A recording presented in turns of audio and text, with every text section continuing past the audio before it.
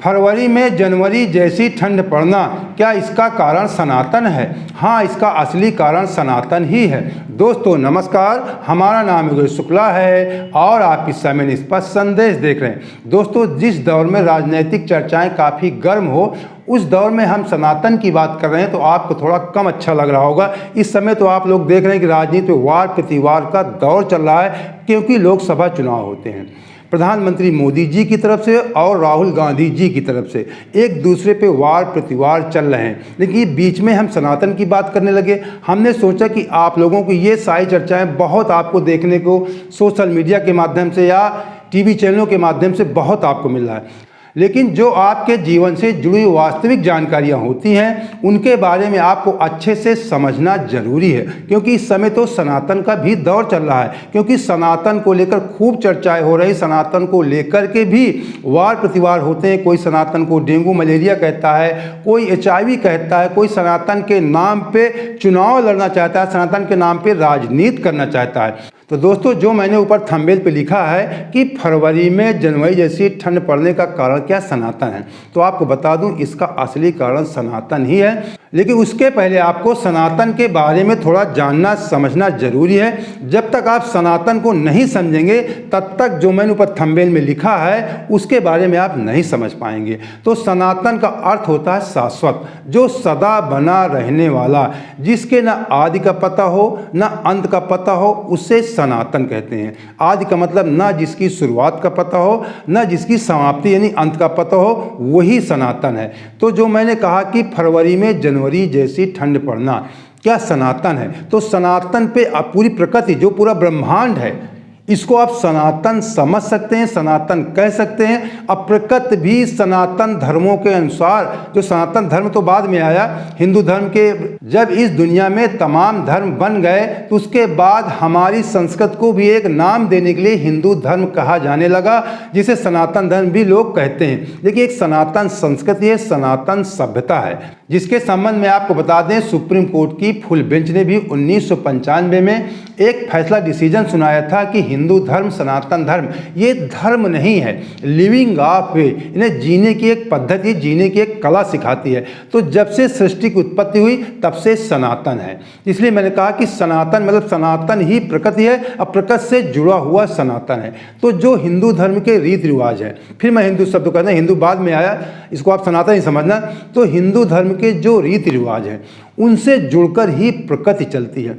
अब मेरे मन में बात क्यों आई, आप ये सोच रहे हो मैं आज सनातन की बात क्यों कर रहा हूँ?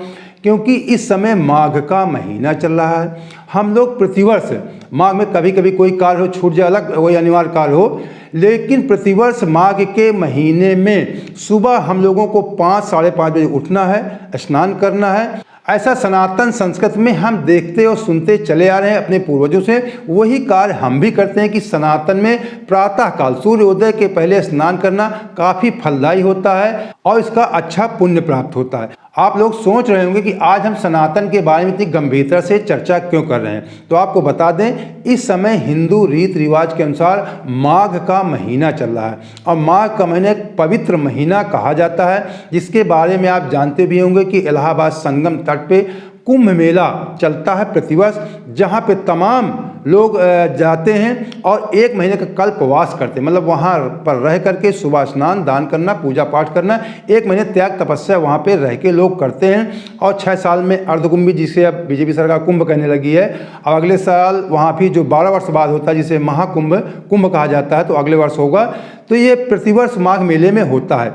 तो हम माघ मेला तो नहीं जा पाते, लेकिन हमारे माता पिता जाते थे, हमारे पूर्वज जाते थे, तो कहीं ना कहीं वो संस्कार हमारे जीवन पे उतर गए हैं। आज 8 फरवरी है। आज जब मैंने स्नान किया तो आज मुझे बहुत ज़्यादा ठंड लगी। कल 9 फरवरी को माघी अमावस्या है।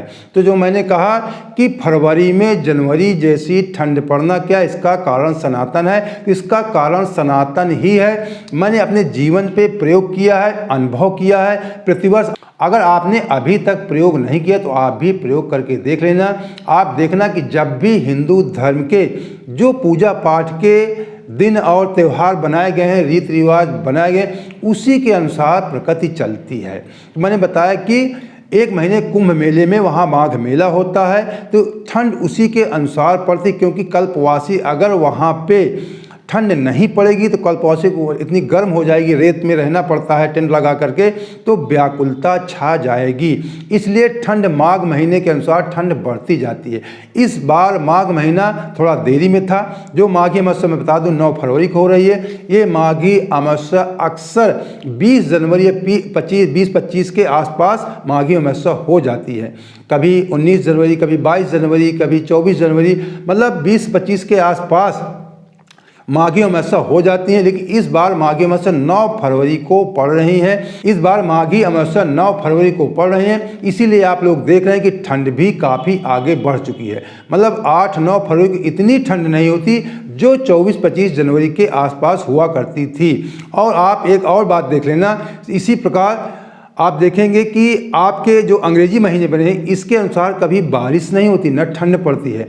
सदैव बारिश, ठंड, गर्मी के जो महीने होते हैं, जो हिंदू रीति रिवाज के महीने बने हैं उनके अनुसार ही होते हैं। आप बरसात में देखना, जब जब सावन होता है, कहने का मतलब कभी सावन कहते हैं 15 दिन पुरुषोत्तम मास लग गया, सावन बढ़ जाता है। इस बार भी बढ़ गए थे, 4-5 सोमवार या 8 सोमवार हो गए थे, तो उसी के अनुसार बरसात भी बढ़ जाती है। इस बार भी 22 देर तक हुई है। अक्सर आप लोग ये प्रैक्टिकल कर सकते हैं, चाहे ठंड में, चाहे आप बरसात में, किसी भी ऋतु में। तो इसीलिए मैंने कहा कि सनातन में ठंड पड़ने का कारण सनातन ही है, क्योंकि सनातनी धर्म जो रीति रिवाज है वो इस बार थोड़ा देरी में हो रहे हैं। माघ महीना काफ़ी लेट चल रहा है, इसी वजह से ठंड भी लेट चल रही है। ये मैंने कहा था शुरू में प्रैक्टिकल और प्रयोग पर आधारित है, तो मैं अपने जीवन के प्रयोग पर आधारित बातें आपसे कर रहा हूँ, अपने अनुभव के आधार पर कर रहा हूँ कि सनातन क्या है। अब सनातन के संबंध में हमारे महापुरुषों ने क्या कहा है, इसके बारे में भी आपको जानना चाहिए। महात्मा गांधी कहते हैं, मैं अपने को सनातनी हिंदू कहता हूँ क्योंकि मैं वेदों, उपनिषदों, पुराणों, हिंदू धर्म ग्रंथों के नाम से प्रचलित साहित्य में विश्वास रखता हूँ और अवतारों और पुनर्जन्म में भी विश्वास करता हूँ। ये महात्मा गांधी जी कह रहे हैं। डॉक्टर हेडगेवार जी क्या कहते हैं, हिंदू संस्कृति हिंदुस्तान की धड़कन है, इसलिए ये साफ है कि अगर हिंदुस्तान की सुरक्षा करनी है तो पहले हमें हिंदू संस्कृति को संवारना होगा। इसके संबंध में MS गोलवलकर जी क्या कहते हैं, सनातन परंपरा ही हिंदू राष्ट्र की वाहक है। इसी विचार के तस्दीक उनके जीवन पर लिखी गई एक किताब सनातन परंपरा के संवाहक भी करती है। सावरकर जी क्या कहते थे, हिंदुत्व हर भारतीय का एक समावेशी शब्द है।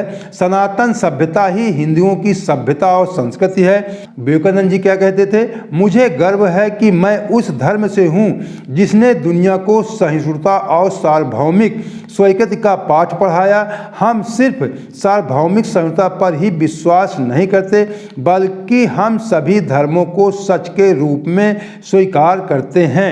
ये विवेकानंद जी ने कहा। सनातन का अर्थ और मतलब तो हमने आपको बता दिया, लेकिन सनातन की शुरुआत कहाँ से, सनातन आया कहाँ से, इसके बारे में भी आपको जानना चाहिए। सनातन शब्द को भले ही हिंदुत्व के तौर पर प्रचलित किया गया है, लेकिन असल में सनातन को प्राचीन भारतीय वैदिक पद्धति के रूप में परिभाषित किया गया है। यह इस रूप में मान्य है कि सनातन का न आदि है न अंत है।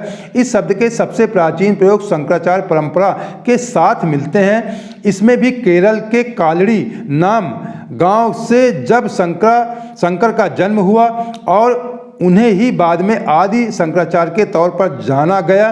शंकराचार्य ने 4 मठों की स्थापना की और इसका उद्देश्य बताते हुए कहा कि यह सनातन के आधार पर भारत को एक सूत्र में बांधेगा।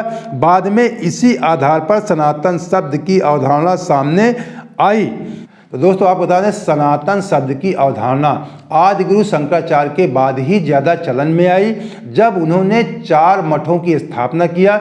जो इस समय आपने सुना होगा कि जब राम मंदिर की प्राण प्रतिष्ठा होनी थी, तो ये समाचार काफ़ी चर्चा में था सोशल मीडिया पर भी कि चारों शंकराचार्य प्राण प्रतिष्ठा में नहीं आ रहे, जबकि अक्सर प्राण प्रतिष्ठा के जो लोग संचालन कर रहे थे, जो वहाँ के ट्रस्ट के सदस्य थे, यहाँ तक कह दिया था कि यहाँ पे सहयोग की जरूरत नहीं है, लेकिन सनातन बार बार चिल्ला रहे थे। जबकि सनातन शब्द की अवधारणा ही आदि गुरु शंकराचार्य जी से शुरू हुई और आदि गुरु शंकराचार्य ने सनातन धर्म की रक्षा के लिए 4 मठों की स्थापना किया।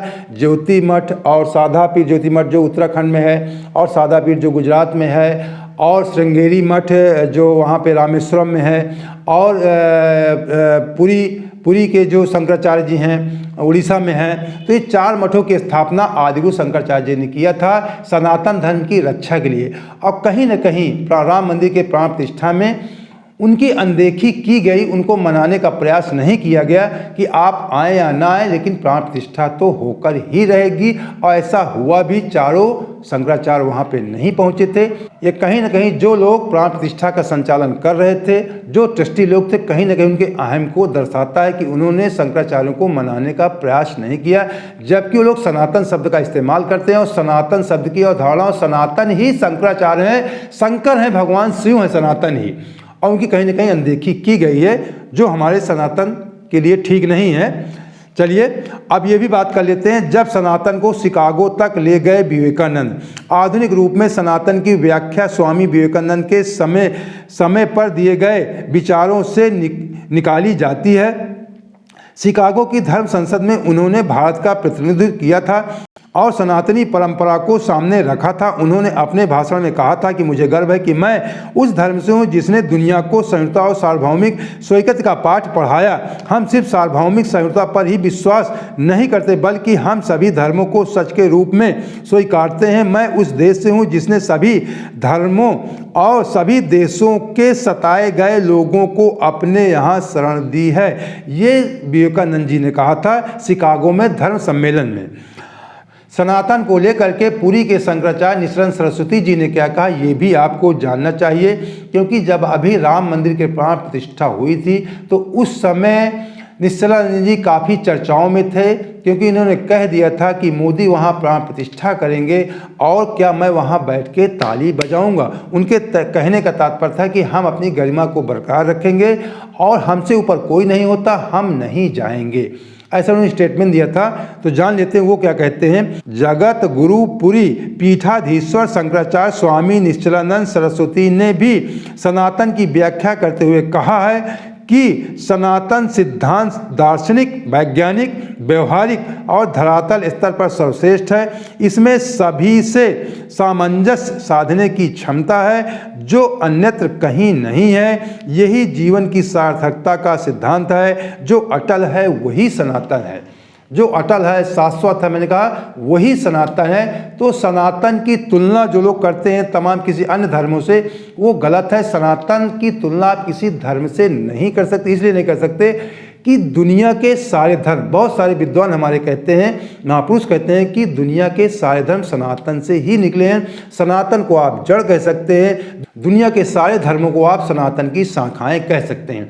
कहते हैं भगवान शिव ने जब सप्त ऋषियों को ज्ञान दिया था तो उन्हीं सप्त ऋषियों ने पूरे दुनिया में फैलकर जो शिव ने 112 नियम, 112 चक्र बताए थे, उन्हीं 112 नियमों पे दुनिया के सारे धर्म आधारित हैं। उसी के बाद सारे धर्म चर्चा में आए। उसके बाद सनातन धर्म को नाम देने के लिए हिंदू शब्द का इस्तेमाल किया गया, जबकि हिंदू का कोई लेना देना सनातन से नहीं है।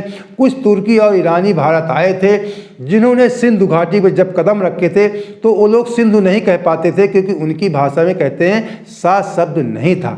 इसीलिए उन्होंने सिंधु को हिंदू कहना शुरू कर दिया था। यहाँ रहने वालों को हिंदू कहने लगे, फिर इसके बाद हिंदुस्तान कहा गया। तो इस प्रकार हिंदू धर्म तब दुनिया के तमाम धर्म बन गए, तो इसको भी एक नाम देने के लिए हिंदू धर्म कहा गया। जबकि एक सनातन है, ये सनातन की एक जीने की पद्धति है, सुप्रीम कोर्ट भी कह चुका है। ये जीवन जीने की कला सिखाती, इसे नष्ट नहीं किया जा सकता। न जाने कितने बार इसे नष्ट करने का प्रयास किया गया, क्योंकि सनातन धर्म आपको बता दें रिसर्च पर आधारित है, प्रयोग पर आधारित है। आप किताबें नष्ट कर सकते हैं, पुराणों को जला से न जाने कितने बार नष्ट किए गए, मंदिर तोड़े गए, जलाए गए, लेकिन एक रिसर्च पे आधारित है। पहले परंपरा थी, कोई किताबें नहीं थी, एक दूसरे को लोग बताते थे, ज्ञान देते थे और आगे बढ़ते जाते थे। ऋषि मुनि हमारे रिसर्च करते, उसी के आधार पर इन पुराणों और किताबों को लिखा ऋषि मुनियों ने। तो ये रिसर्च पर आधारित है, इसे आप नष्ट नहीं कर सकते। जबकि हमारे देश में ही कुछ लोग कहते हैं, अभी एम.के. स्टालिन के लड़का उदयनिधि स्टालिन ने कहा था कि सनातन को खत्म कर देना चाहिए, ये डेंगू मलेरिया जैसा है। और ए राजा ने भी कहा था ये HIV जैसा है। हम आपको बता दें, अगर सनातन को लेकर कोई गलत टिप्पणी करता है तो आप समझ लीजिए कि वो महामूर्ख है। मूर्ख नहीं, महामूर्ख है। क्योंकि सनातन एक समंदर है, जैसे समंदर में तमाम नदियाँ समाहित हो जाती हैं, उसी प्रकार सनातन में सारे धर्म समाहित हो जाते हैं और सनातन से सारे धर्म निकलते हैं। इस समंदर से कितना भी पानी निकाल लो, कितना डाल दो, कोई फर्क नहीं पड़ेगा। उसी प्रकार सनातन है। तो जो सनातन के बारे में गलत टिप्पणियां करते हैं वो मूर्ख ही नहीं महामूर्ख हैं, क्योंकि सनातन संस्कृति, सनातन धर्म, जिसे अब हिंदू धर्म कहा जाता है, इसको समझने के लिए समंदर जैसा दिमाग चाहिए। छोटी बुद्धि वाले लोग इसको नहीं समझ सकते। यही सनातन है, यही प्रकृति है और सनातन प्रकृति के अनुसार मतलब प्रकृति भी सनातन के अनुसार ही चलती है। इस बात को आप प्रैक्टिकल करके देख लेना। तो दोस्तों, अगर आप इसी प्रकार निष्पक्ष खबरों के साथ हमारे साथ जुड़े रहना चाहते हैं तो सबसे पहले हमारे चैनल सब्सक्राइब कर लीजिए और हमारा आर्थिक सपोर्ट करने के लिए हमारे चैनल को ज्वाइन भी कर लीजिए। अगर ज्वाइन नहीं कर सकते हैं तो नीचे आप देखिए शेयर रिमिस में थैंक्स लिखा है, उसके माध्यम से भी आप हमारा आर्थिक सहयोग कर सकते हैं। वहाँ पे 40, 50, 100, 200, 500, 1000 जो आपकी इच्छा हो उतना आप हमारा आर्थिक सहयोग कर सकते हैं। तो जय हिंद, जय भारत।